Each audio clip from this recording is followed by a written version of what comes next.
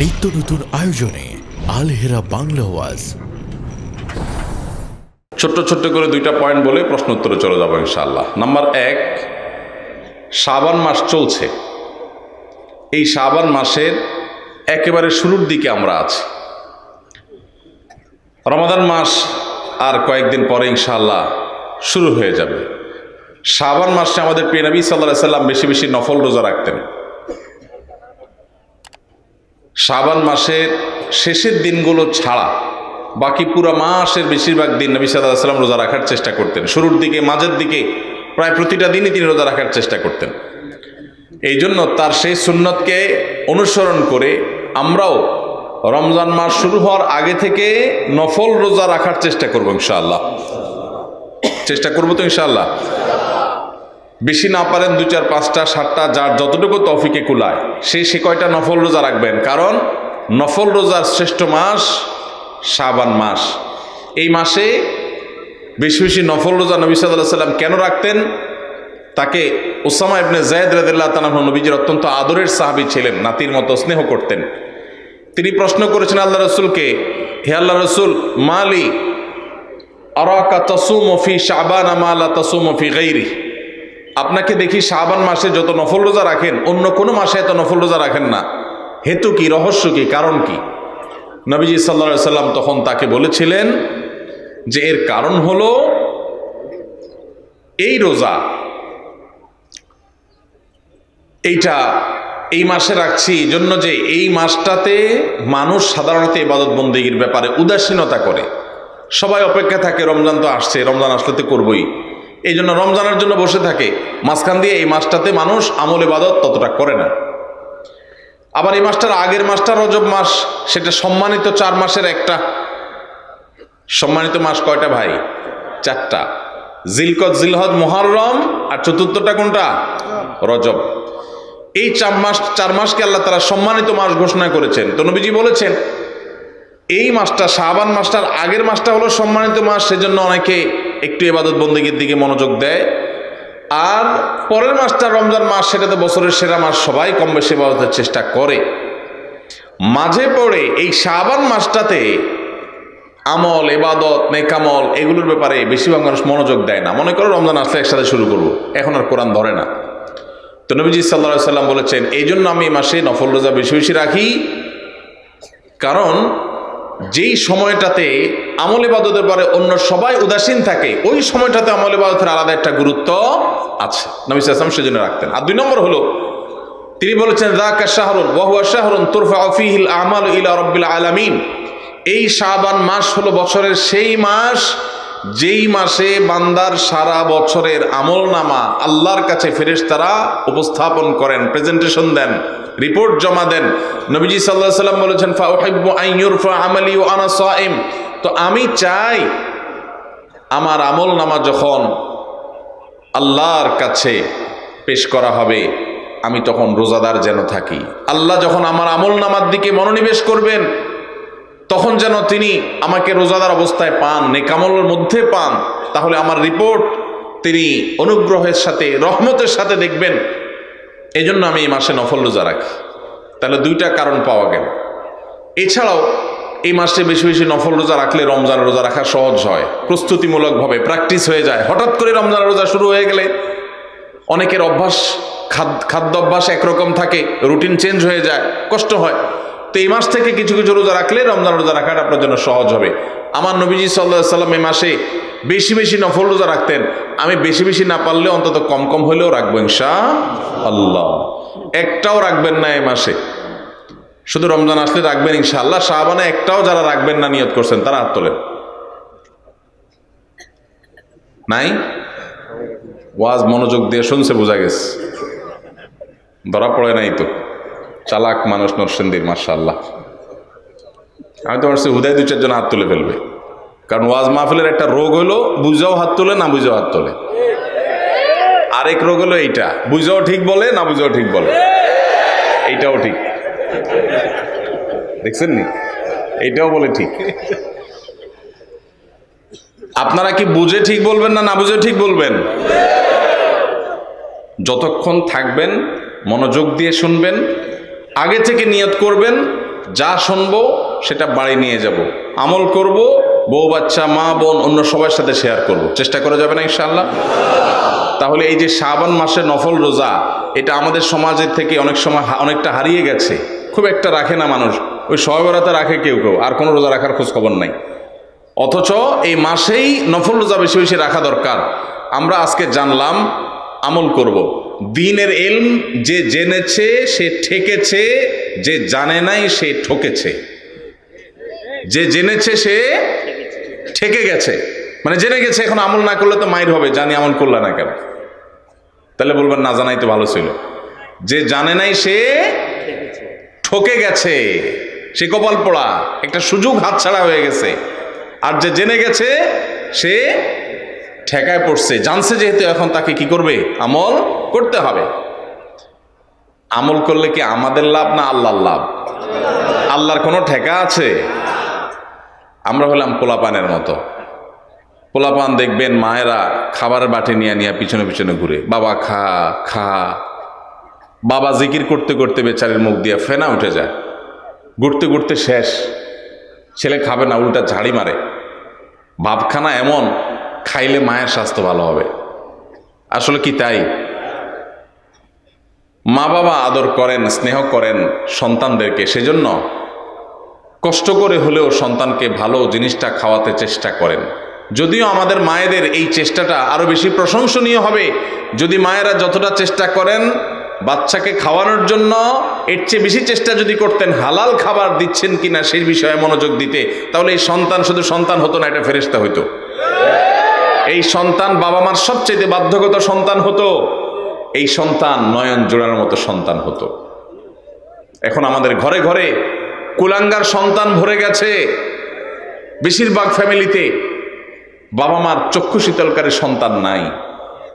আজকে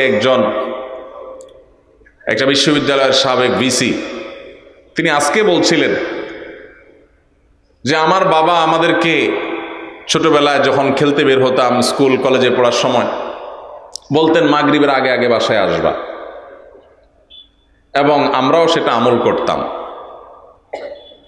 এসে মাগরিবের নামাজ পড়তাম, পড়ে পড়ালেখা করতে বসতাম। আমার ছেলেকে আমি একই কথা বলছি, আমার মনে আছে আমার বাবা কি বলেছেন আর আমি কি রিঅ্যাক্ট করেছি আমি জানি। এখন ছেলেকে বললাম একই কথা, বাবা মাগরিবের আগে বাসায় আসতে হবে। ছেলে আমাকে জবাবে বলছে, কেন বাবা, কেন মাগরিব পর আসতে হবে? ওয়াই? আমার বন্ধু বান্ধব সবাই তো মাগরিব পর পর্যন্ত খেলে, কই কারোর বাসা থেকে তো এত চাপ দেয় না, তুমি এত জোরাজোরি করো কেন? তো আমি তার কথা শুনে বললাম, আপনার বাবা, ওই ভদ্রলোককে বললাম, আপনার বাবা আপনাকে এত বেশি খাবার নিয়ে পিছনে পিছনে দৌড়াইতে পারে নাই, আপনি আপনার ছেলে পিছনে যতটা দৌড়াইছেন। উনি বলেন সঠিক। আমি বললাম, আপনার বাবা আপনাকে প্রতিবেলা এত মাছ গোশ খাওয়াইতে পারে নাই, আপনি আপনার ছেলেকে যত বেশি মাছ গোশ খাওয়াইতে পারছেন। আপনি একটা বিশ্ববিদ্যালয়ের ভাইস চ্যান্সেলর মানুষ, আপনি আপনার ফিনান্সিয়াল ক্যাপাসিটি খুব বেশি হওয়ার কারণে ছেলেকে শহরে রেখে যত তুলতুলে জীবন দিতে পেরেছেন, আপনার বাবা আপনাকে এতটা সুখ দিতে পারেন নাই। কিন্তু আপনার বাবার আপনি অনুগত সন্তান ছিলেন, বাবার চোখ জুড়িয়েছেন, নয়ন জুড়িয়েছেন, অন্তরকে শীতল করেছেন, আর আপনার সন্তানটা কিন্তু আপনার অন্তরকে শীতল করতে পারে নাই। প্রবলেমটা কোথায়? আমরা যারা আমাদের বয়সী যারা আছেন এখানে, বা আরো যারা সিনিয়র মুরব্বীরা আছেন এখানে 45, 50 বা আরো উপরে, আমাদের অনেকের বাবা মা 3 বেলা ভালো করে খাবার দেওয়া আমাদের জন্য, আমাদেরকে তাদের জন্য কষ্টকর ছিল। কিন্তু এরপরেও আমরা বাবা মার প্রতি এতটা অনুগত, বাবা মাকে আমরা অনেক ফিল করি, অনেক মিস করি। বেঁচে থাকলেও ফিল করি, আর মরে গেলে আরো বেশি মিস করি, ফিল করি। কিন্তু এখনকার যে আমাদের সন্তানরা, এই সন্তানরা আমাদের বাবা মা আমাদের জন্য যতটা করতে পেরেছেন, এদের জন্য আমরা 3 গুণ করার পরও তারা আমাদের বাবা মার প্রতি আমরা যতটা অনুগত, আজকালের সন্তানরা আমাদের প্রতি ততটা অনুগত না। কারণটা কি ভাইরা আমার? সবই তো দিয়েছি, সবই দিয়েছি। আমার বাবা মা যা দিতে পেরেছে আমি তার চেয়ে বেশি দিয়েছি। তাহলে কৃতজ্ঞতা আদায় করতে গিয়েও তো অন্তত আমি আমার বাবার মধ্যে যতটা অনুগত, সন্তান আরো বেশি অনুগত হওয়ার কথা ছিল, কিন্তু হচ্ছে না। এর কারণ কি? এর কারণ বিশ্লেষণ করা অনেক লম্বা আলোচনার ব্যাপার। একক কোনো কারণ এখানে বলা কঠিন, অনেকগুলো কারণ রয়েছে। এর ভিতরে একটা কারণ হলো আমাদের এই সমাজ ব্যবস্থা, এটা পশ্চিমা সংস্কৃতি দ্বারায় এত বেশি প্রভাবিত হয়ে গেছে যে আমাদের সন্তানরা এখন তারা এদেশীয় সংস্কৃতি, এদেশে মানুষের কৃষ্টি, কালচার, সভ্যতা, এদেশের মানুষের তাহজিব, তামাদ্দুন এবং অ্যাজ এ মুসলিম ইসলামের যে কৃষ্টি কালচার, সেই জায়গা থেকে অনেক দূরে সরে গেছে। আমাদের তরুণদের একটা বড় অংশ তারা বিপদগামিতার দিকে চলে গেছে। এর কারণ যেমন পশ্চিমা সংস্কৃতির আগ্রাসন আছে, নাটক সিনেমার নামে, বিনোদনের নামে যেগুলো দেখছেন সারাক্ষণ, আপনার ভেতরের জগৎকে পরিবর্তন করে দিচ্ছে। সেগুলো আপনার ইমান, আমল, চিন্তাধারা সবকিছুকে প্রভাবিত করে নিজের অজান্তে চেঞ্জ করে দিচ্ছে। আপনি মুসলমান থাকছেন নামে আর খোলসে, ভেতর থেকে আপনাকে পরিবর্তন করছে, আপনি টেরও পাচ্ছেন না। আপনার সন্তানকে আপনি শিক্ষা দিচ্ছেন, স্কুল, কলেজে, ইউনিভার্সিটিতে শিক্ষা নিতে গেছে যে সন্তান, সেখান থেকে শিক্ষার উপরে ভর করে পশ্চিমা যে সংস্কৃতি আসছে সেটাও সে ধারণ করেছে, শিক্ষিত হচ্ছে, পাশাপাশি সে পশ্চিমা ধ্যান ধারণায় বিশ্বাসী হচ্ছে। এর ফলশ্রুতিতে ইসলামের যে ট্র্যাক, ইসলামের যে সুমহান শিক্ষা, সেই শিক্ষা থেকে বঞ্চিত হয়ে ধ্বংস হয়ে যাচ্ছে। এর অনেক কারণের ভিতরে একটা কারণ হলো সন্তানকে আপনি সেইভাবে হালাল খাবার খাওয়াতে পারতেছেন না আপনার বাবা মা যেটা আপনাকে খাওয়াতে পেরেছে। আপনার বাবা মা অনেক কষ্ট করে অল্প খাওয়াইছেন, কিন্তু হালাল খাওয়াইছেন, তার বরকত ছেলের মধ্যে আপনি পাইছেন। আপনি আপনার ছেলে মেয়েকে যা খাওয়াচ্ছেন বুকে হাত দিয়ে বলতে পারবেন না যে টনটন করে বাজবে, এতটা হালাল এবং পিওর, যেটা আপনার বাবার সম্পদের মধ্যে ছিল। সেটা যদি আপনার সন্তানের মধ্যে আপনি করতে পারেন, ইনশাআল্লাহ এ যুগে আপনার সন্তান সবচাইতে সভ্য, ভদ্র এবং মাথা নিচু করে বিনম্রতার সাথে আপনাকে শ্রদ্ধা নিবেদন করবে। এই জন্য সন্তান খাইলো কি খাইলো না এটার জন্য যতটা মরিয়া মায়েরা, এর চেয়ে বেশি মরিয়া হবেন সন্তানের পেটে হালাল ঢুকছে নাকি হারাম ঢুকছে বিষয়টা নিয়ে। আল্লাহ আমাদেরকে সেই তৌফিক দান করুন। ভাইরা আমার, তাহলে আমরা শাবানের নফল রোজার কথা বলছিলাম। এই নফল রোজাগুলো আমরা বেশি বেশি করে নিজেরা রাখবো, অন্যদেরকে রাখতে উৎসাহিত করব, অন্যদের মধ্যে প্রচার করব, জানাজানি করব। আগামী বছর আমাদের কাছে বলার দরকার নাই, আমি হয়তো মাহফিল আগামী বছর আসবো না, বাঁচবো না, হয়তো মাহফিল আদৌ হইল না, কিন্তু আল্লাহর কাছে যেন এটা বলার মতো থাকে। এই মাহফিল থেকে যাওয়ার সময় নিয়ত করে যাবো ইনশাল্লাহ আমলটা করব। ঠিক আছে না ইনশাল্লাহ? আল্লাহ আমাদের সবাইকে আমলের তৌফিক দান করুন। তো এই যে মা বাবার সন্তানের কথাটা যেখান থেকে আসলো, সেটা হলো আমরা শাবান মাসে বেশি বেশি রোজা রাখলে লাভ কি আমাদের না আল্লাহর? আল্লাহ কোরআনে বারবার আমাদের নেক আমল করতে বলছেন, নবীরা বারবার আমাদেরকে সতর্ক করছেন। এটা দেখে কোন জাহেল মানুষের মনে চিন্তা আসতে পারে যে ব্যাপার কি, আমরা আমল না করলে আল্লাহর কি? ভাইরা আমার, এটা হলো শিশু সুলভ চিন্তা। ওই যে শিশু মা বাপ খানা খাওয়ানোর জন্য সারাদিন পিছে পিছে ঘুরে, আর সে মনে করে কিরে মার মনে কোনো ঠেকাটুকা আছে মনে হয়, মা মনে হয় বেতন টেতন পাবে, এই জন্য আমার পিছে পিছে ঘুরে মনে হয়। ওই ছেলে খাইতে চায় না, অথচ স্বার্থটা কি মায়ের না সন্তানের? সন্তানের। তাহলে মা এত কষ্ট কেন করছেন? মমতার কারণে, স্নেহের কারণে। মা বাবা সন্তানকে যতটা ভালোবাসেন, আপনার আমার রব, আপনার আমার মালিক আল্লাহ সুবহানাহু ওয়া তাআলা আমাদেরকে এর চাইতে অগণিত গুণ বেশি ভালোবাসেন। এত বেশি ভালোবাসেন যে বান্দা জাহান্নামে যাক আল্লাহ চান না। এই যে বিভিন্ন আমল আমাদেরকে আল্লাহ দিয়েছেন, এই আমলগুলো দিয়েছেন আমরা যেন জান্নাতে যাওয়ার পথ সহজ হয়, আমাদের সুগম হয়। সেজন্য এই জন্য ভাই সমস্ত সুন্নাহগুলো, নবীজির আমলগুলো সব শিখে শিখে জেনে জেনে আমল করবো তো ইনশাআল্লাহ। শাবান মাসে নফল রোজা রাখবো তো ইনশাআল্লাহ।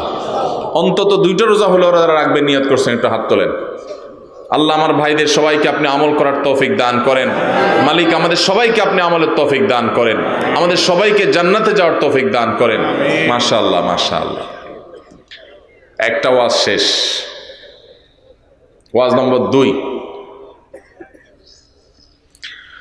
দ্বিতীয় যে বিষয়ে কথা বলবো বলছিলাম সেটা হলো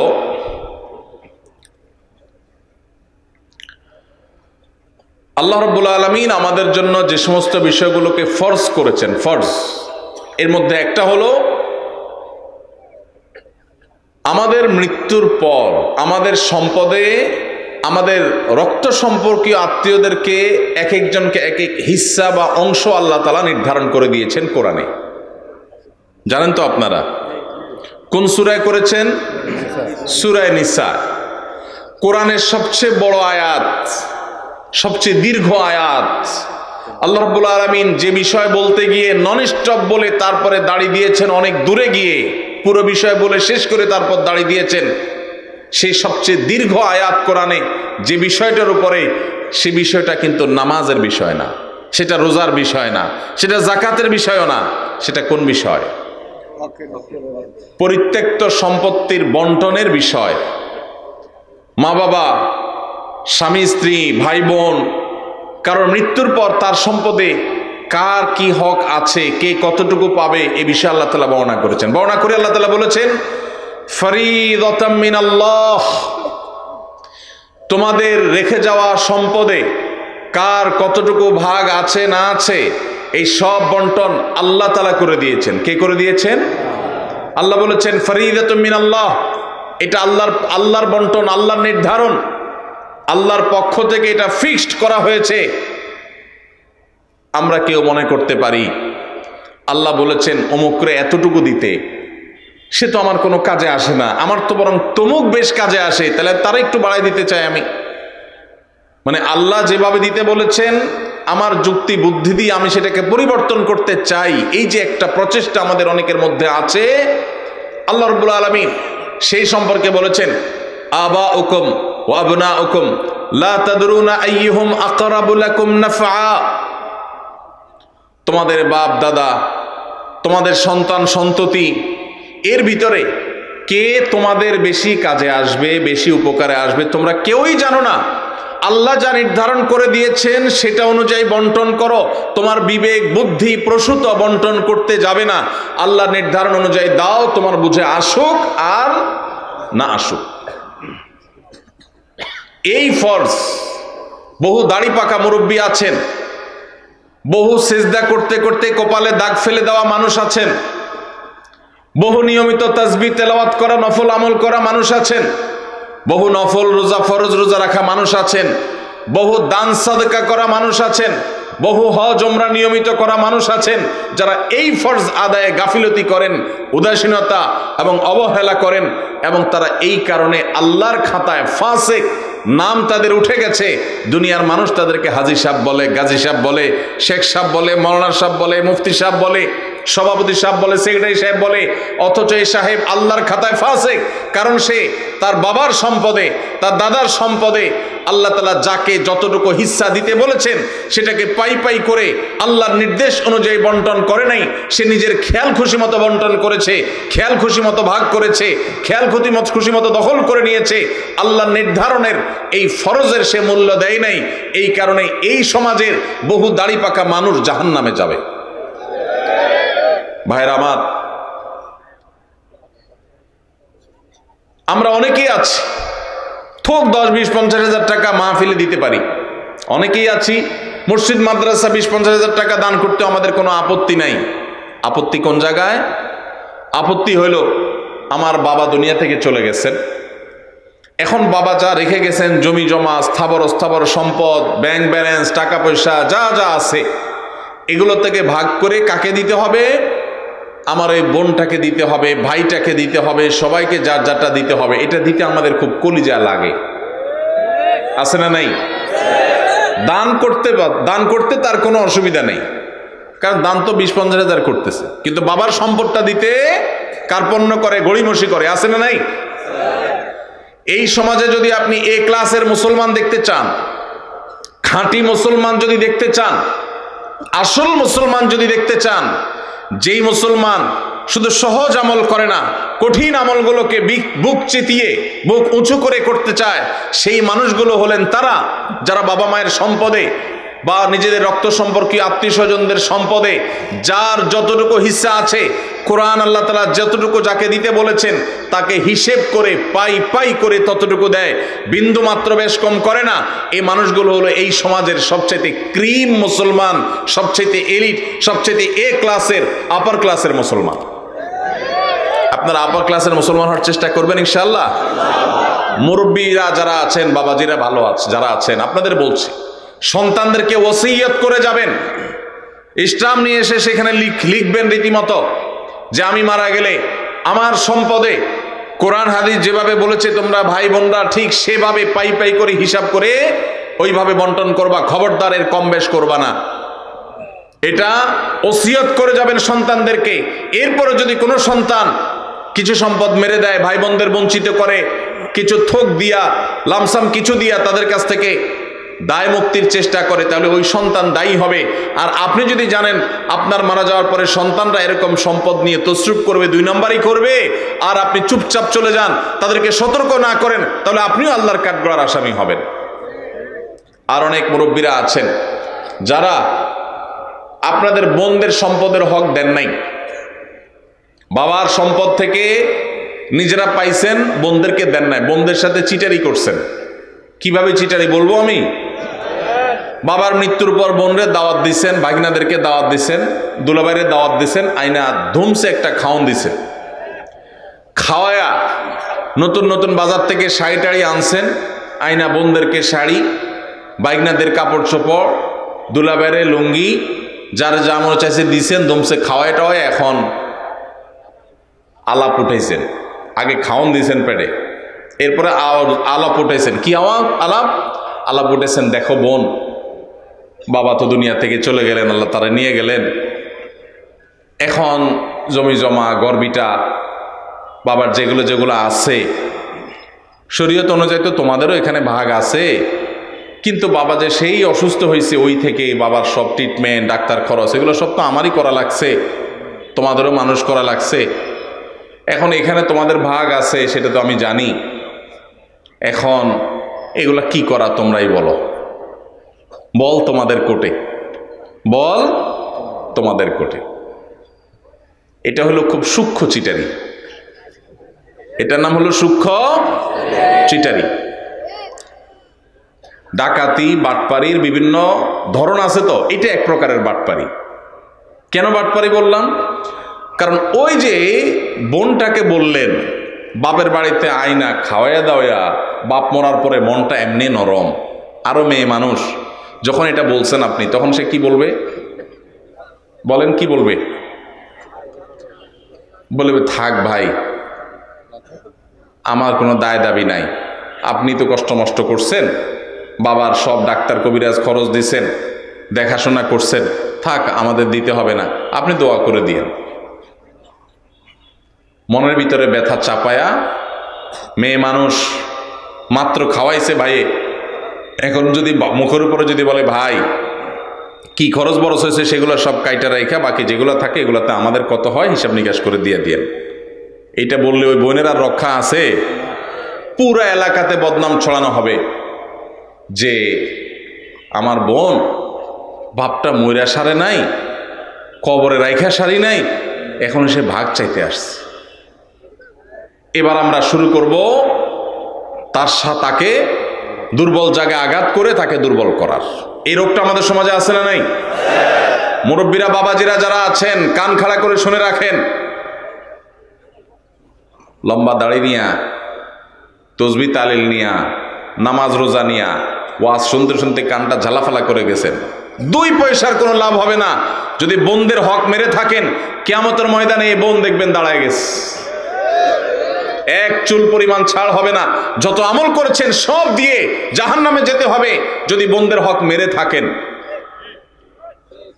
এই জন্য বাবারা এই চিটারি করা যাবে না, ভাইয়েরা এই চিটারি করা যাবে না। যেসব ভাইয়েরা বাবা মার মৃত্যুর পর বোনদের হক দেন নাই, অনেকে মায়ের হক দেয় না। মায়েরও হক আছে। আপনার বাবা মারা গেছেন, আপনার মা তার স্বামীর সম্পদে তার হক আছে না নাই? কয়জন সন্তান বলতে পারবেন যে আমার বাবা মারা গেছে, মাকে হিসাব করে দিয়ে দিছি? কয়জন বলতে পারবেন? এক ভাই হাত তুলছেন। আর আছেন যে মাকে হিসাব করে দিয়েছেন, আরেক ভাই হাত তুলছেন, মাশাআল্লাহ। আরেক ভাই হাত তুলছেন, 2-4 জন হাত তুলছেন, মাশাআল্লাহ। বেশিরভাগ মানুষ হাত তোলেন নাই। অনেকের হয়তো বাবা আল্লাহ তাআলা বাঁচায় রাখছেন, আরো বাঁচায় রাখুক, আমরা দোয়া করি। কিন্তু যদি দুনিয়া থেকে চলে যায়, তাহলে ওলামায়ে কেরামের কাছ থেকে মাসআলা জেনে কোরআন যাকে যতটুকু দিয়েছে তাকে ততটুকু দিবেন তো ইনশাআল্লাহ? কারা কারা দিবেন? হাত তোলেন, হাত তোলেন। পাক্কা নিয়ত করে হাত তোলেন, আন্দাজে হাত তুলবেন না। সম্পদের লোভ করব না, বলেন সম্পদের লোভ। আল্লাহর দেওয়া বন্টন অনুযায়ী পাই পাই করে সবাইকে বুঝাই দেব ইনশাআল্লাহ। আল্লাহ আমাদের সব ভাইকে তৌফিক দান করুন। ভাই, বরকতের মালিক কে? বরকত দেওয়ার মালিক কে? আল্লাহ। যদি বরকতের মালিক এটা বিশ্বাস করেন, তাহলে আপনার বাবার সম্পদে, মায়ের সম্পদে, ভাইয়ের সম্পদে, বোনের সম্পদে, আপনাদের পরস্পরের সম্পদে তার মৃত্যুর পর যার যতটুকু পাওনা আছে, আল্লাহ বলছে তাকে 1/3 দাও, আল্লাহ বলছে তাকে 50% দাও, আল্লাহ বলছেন কাকে এতটুকু দাও, আরেকজনকে এতটুকু দাও, যাকে যতটুকু দিতে বলেছেন তাকে ততটুকু যদি দিয়ে যান, আপনি ফকির হয়ে যাবেন, অভাবী হয়ে যাবেন, আপনার সব শেষ হয়ে যাবে। এটা কোনো মুসলমানের বিশ্বাস হতে, আল্লাহর নির্দেশ অনুযায়ী যার যতটুকু পাওনা যদি আমি দিয়ে দেই, আল্লাহ তাআলা আমাকে বরকত দিবেন না দিবেন না? আর আল্লাহ যখন বরকত দেন তখন অল্পতে অনেক হয়ে যায়, আর আল্লাহ যখন বরকত দেন না তখন পাহাড় পরিমাণ সম্পদ থাকলে মানুষ অভাবী আর ভিখারি থাকে। ভাইরা আমার, আল্লাহ সম্পদও দিয়ে দেয়, আবার ক্যান্সারও দিয়ে দেয়, দেয় না? দেয় না? বরকত এবং কল্যাণ ভিন্ন জিনিস। এই জন্য যুবক ভাইরা যারা আছেন তাদেরকে বলবো, নিয়ত করে নেন, ছোট লোকই করবেন না, নিচু চিন্তা করবেন না। যেসব ভাইরা মনে করেন যে বাবার জন্য আমি তো অনেক খরচ করছি, তাহলে আমি সব সম্পদ রেখে দিব, জি না। বাবার জন্য খরচ করা আপনার নৈতিক দায়িত্ব। আপনার যদি টাকা থাকে তার ট্রিটমেন্ট খরচ দাঁড়ানো আপনার দায়িত্ব। এর মানে এই না যে বাবার সম্পদ থেকে আপনি সেটা কাটাকাটি করবেন। হ্যাঁ, যদি এমন থাকে যে বাবার সম্পদ, ক্যাশ টাকা আছে, যদি ট্রিটমেন্ট করা যায়, তাহলে সেটা দিয়ে আপনি বাবার ট্রিটমেন্ট করেন, কোনো অসুবিধা নাই। বাবার যদি না থাকে আর আপনার থাকে, সন্তান হিসাবে আপনার উপরে ফরজ বাবার ভরণ পোষণ দেওয়া। অতএব সেটার জন্য ভিটা মাটি এগুলো সব রেখে দিবেন, এটা করা যাবে না। প্রয়োজনে সেগুলা জমজমা বিক্রি করে বাবার ট্রিটমেন্ট করবেন। এরপরে যেটা ঠিকবে সেটা বন্টন করবেন। বোনরা নিতে না চাইলেও জোর করে দিবেন, দিবেন তো ইনশাআল্লাহ? ফুফুদের হক, বোনদের হক, ভাইদের হক পাই পাই করে দিবেন। অনেক বড় ভাই আছে, চান্স পাইলে ছোট ভাইদের ল্যাগ মারে ছেড়ে দেয়, নিজেরা সব দখল করে নেয়, আছে না নাই? আল্লাহকে ভয় করেন। এই ফরজটা অবহেলিত ফরজ, নামাজের ফরজ অনেকে আদায় করেন। আমার কাছে নালিশ আসে, অনেক ফ্যামিলির বিভিন্ন ভাইরা নালিশ নিয়ে আসেন, ভাইয়ে হক মেরে দিস, যে হক মারছে তার দাড়ি মাশাআল্লাহ একেবারে পেট পর্যন্ত চলে আসছে, কিন্তু হক মারতে তার বুকও কাঁপে নাই। এইরকম 2 নম্বর দাড়িওয়ালা মানুষ আছে না নাই? এই 2 নম্বর দাড়ি আল্লাহর কাছে অ্যাকসেপ্ট হবে। এখন আবার নতুন এক শয়তানি শুরু হয়েছে, সেটা হলো আল্লাহ রাব্বুল আলামিন বাবা মায়ের সম্পদে ছেলেদেরকে মেয়েদের দ্বিগুণ সম্পদ দিতে বলেছেন, ভাগ দিতে বলেছেন। মেয়েরা যদি টোটাল সম্পদের 10 টাকা পায় একজন মেয়ে, তাহলে একজন ছেলে পায় 20 টাকা। এখন আমাদের দেশে কয়দিন পর পরই কিছু সুশীল আছেন যারা আল্লাহর কোরআনেরও সংশোধন করতে চায়, নাউজুবিল্লাহ। তারা দাবি তোলে যে সমান অধিকার দিতে হবে, এবং সমান অধিকার কথাটা শুনতে বেশ সুন্দরই শোনা যায়, ভালোই লাগে। আমরা অনেকে বিভ্রান্ত হয়ে যাই। তাই তো একই বাবার সন্তান হয়ে মেয়ে যদি 1 আনা পায়, ছেলে কেন 2 আনা পাবে? ছেলেও সন্তান, মেয়েও সন্তান, তাহলে মেয়ে 1 আনা পাবে, ছেলেও 1 আনা পাবে, এমন হওয়া দরকার। মেয়ে 1 আনা পাবে, ছেলে 2 আনা পাবে, এটা কেন? বাহ্যিকভাবে এটা মনে হয় বৈষম্য করেছে। ভাইরা আমার, আমরা সবাই জানি আল্লাহ রাব্বুল আলামিন যত ফ্যামিলির খরচ আছে, এসব খরচগুলো ছেলেদের উপরে বর্তাইছে না মেয়েদের উপরে বর্তাইছে? স্বামীর উপরে না স্ত্রীর উপরে? স্বামীর উপরে। কত রকমের খরচ? সব রকমের খরচ।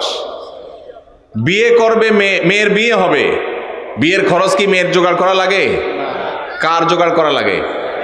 বাপের বা ভাইয়ের।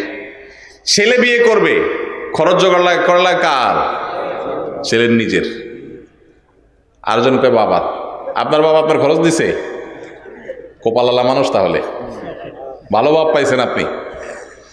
ভাইরা আমার, বিয়ের খরচ কে দেয়? ছেলেদের নিজেরা। বিয়ে করার সময় টাকা পয়সা জোগাড় করে বাজার সদাই করে বিয়ে শাদী করলো। শ্বশুরবাড়ি যাওয়ার সময় নতুন বউরে নিয়ে যখন শ্বশুরবাড়িতে যাচ্ছে, মিষ্টি মন্ডা কেনার পর বিলটা কি বউয়ে দেওয়া লাগে না জামাই দেওয়া লাগে? তাহলে শ্বশুরবাড়ির মিষ্টির খরচও সে দিল। আবার শ্বশুরবাড়ি বেড়ায় যখন বাপের বাড়ি আসতেছে, এখন বাপের বাড়িতে আসার সময় আবার ফলমূল যা কিনছে টিনছে এগুলোর বিল কে দেওয়া লাগে? ছেলে।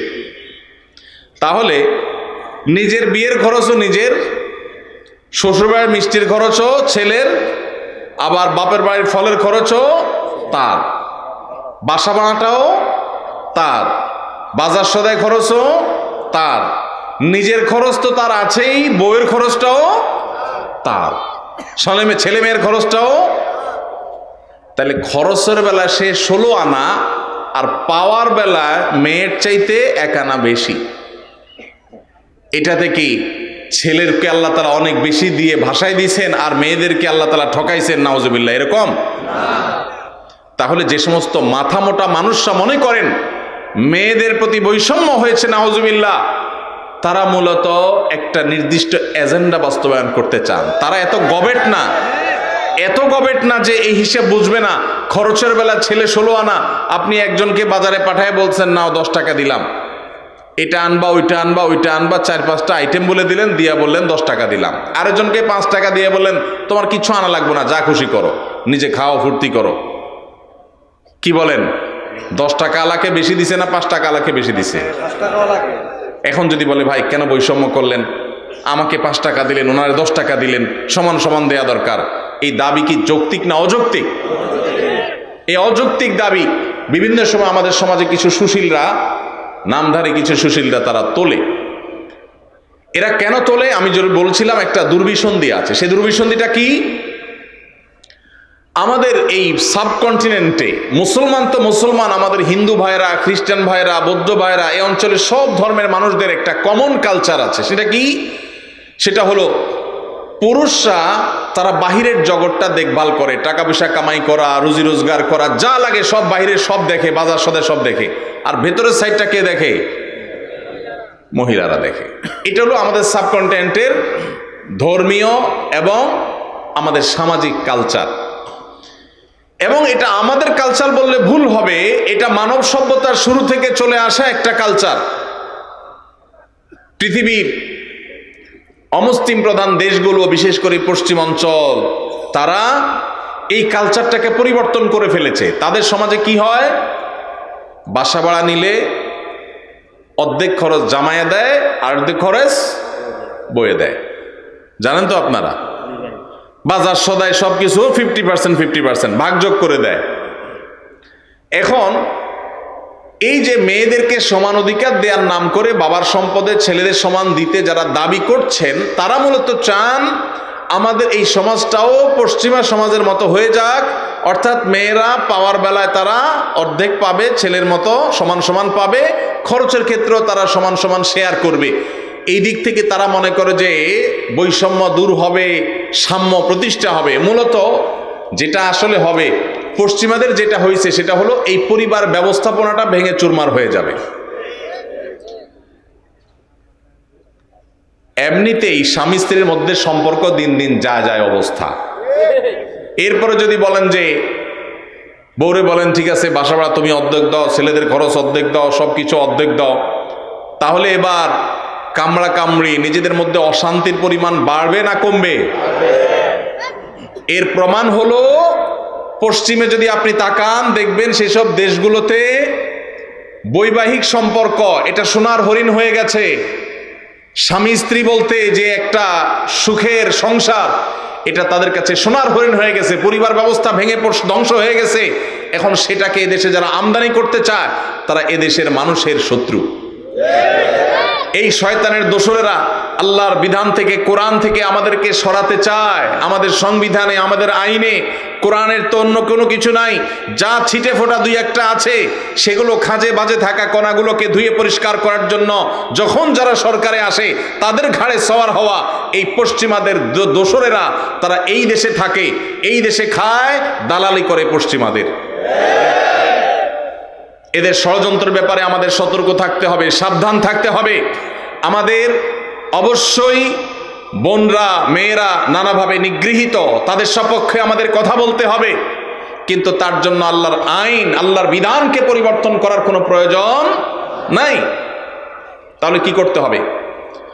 দেখুন, আমাদের সমাজে এটা ঠিক যে অনেক স্বামীরা নিজেরা ইনকাম করে বলে স্ত্রীদের খোঁটা দেয়, কথার তলে রাখে, কথা শোনাতে থাকে, কষ্ট দেয়, এবং কথায় কথায় তাদেরকে এই যে উপায় উপার্জন করে, টাকা পয়সা নিয়ে আসে, বাজার সদাই করে, এগুলোর তুলনা দেয়। এই যে ছোট লোকিগুলো পুরুষরা করে, সেগুলো বন্ধ করতে হবে।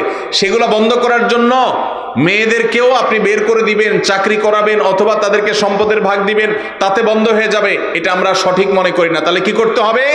তাহলে নারীদের প্রতি নিগ্রহের রাস্তাগুলো বন্ধ করতে হবে। শরীয়ত যতটুকু দিতে বলেছে ততটুকু যদি নারীকে দেওয়া হয়, নারী কখনো স্বামীর উপরে শতভাগ ডিপেন্ডেন্ট হবে না। স্বামী জুলুম করলেও তার জুলুম স্বীকার করতে, জুলুম মেনে নিতে বাধ্য হবে না, যদি স্বামী মহরটা ঠিক মতো দেয়, বাবার সম্পদের পাওনাটা ঠিক মতো পায়, মায়ের সম্পদের পাওনাটা ঠিক মতো পায়, সব জায়গা থেকে তাদের যে পাওনা আছে, এই পাওনাটা যদি তারা ঠিক মতো পায়, তাহলে তাদের প্রতি নিষ্পেষণ, জুলুমের রাস্তা বন্ধ হয়ে যাবে। আল্লাহ রাব্বুল আলামিন মেয়েকে মোহরের মাধ্যমে স্বামী থেকে পাওয়ার রাস্তা রেখেছেন। আবার স্বামী মারা গেলে সেই সম্পদ থেকে ভাগ পায়, ছেলে মারা গেলে সেখান থেকে, ছেলে মেয়ে মারা গেলে সেখান থেকে পায়, আবার বাবার সম্পদ থেকে পায়, মায়ের সম্পদ থেকে পায়, সব জায়গা থেকে পায়। খরচের বেলা তাকে একেবারে জিরো রেখেছে। এটা মেয়েদের প্রতি বৈষম্য না, এটা মেয়েদের প্রতি বরং ইহসান। আজকের এই বস্তা পচা সস্তা চিন্তাধারা যারা লালন করছে, তারা সমতার কথা বলে, ইসলাম সমতার কথা বলে না। তাহলে কিসের কথা বলে? ইসলাম ন্যায্যতার কথা বলে। কিসের কথা বলে? সমতা এক জিনিস, ন্যায্যতা আরেক জিনিস। সব সময় সমতা ইনসাফ প্রতিষ্ঠা করে না, কিন্তু ন্যায্যতা সব সময় ইনসাফ প্রতিষ্ঠা করে।